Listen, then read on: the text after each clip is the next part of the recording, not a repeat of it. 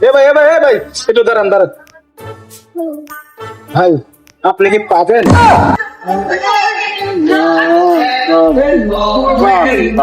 পাবেন? পাবে কি বন্ধ আছে? যা খাই পাবেন বন্ধু আমিও কখনো শুনছিলেন? আমি না বাদাম খান না? বাদাম বাদাম তো খাই। খেলে আমি এগুলো কিছু থাকবেন না। বাদাম খেয়ে পাচ্ছিলে ভালো না, বাদাম খেলে বাদাম হ্যাঁ বাদাম খাই। পাতা অত্যন্ত মিষ্টি হয়। পাতা পাবি আমি পেঁয়াজ খান। হ্যাঁ আমি পেঁয়াজ খাই। পেঁয়াজ দেখি, পেঁয়াজ কিন্তু সেই পাদের গন্ধ করে।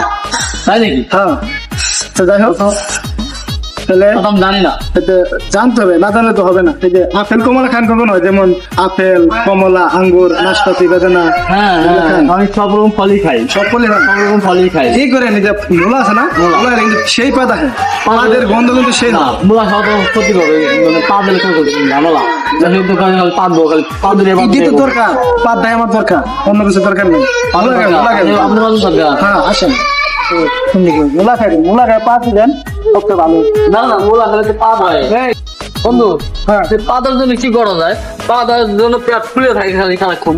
পা দেয় পাদের চিকিৎসার জন্য তো আমি আইছি, আমি তো এটা ডাক্তারি পাদের জন্য, বুঝছেন? কোনো সমস্যা নাই, এটা চিকিৎসা হবে, ইন্ডিশন দিব। না দিতে আমার খুব ভয় সব করে। কোনো ডর নাই, ইন্ডিশন করতে 1,500 টাকা লাগবে। আর বোন ওইটার ডাক্তারি, এই যে পেটের সমস্যা, পেটের সমস্যা কিছু থাকে, ঠিক আছে? কোনো সমস্যা না, আপনি তো অস্থির সঙ্গে যাওয়া লাগে, না 1,500 টাকা লাগবে। ইন্ডিশনটা দিলে আপনার এই গ্যাসটা না, না, আমি নিব আরে আপনি দেন না, এই ডাক্তার ভাই, না। আমি শুনে তোমার না আরে ওই ধরছি এই শোন,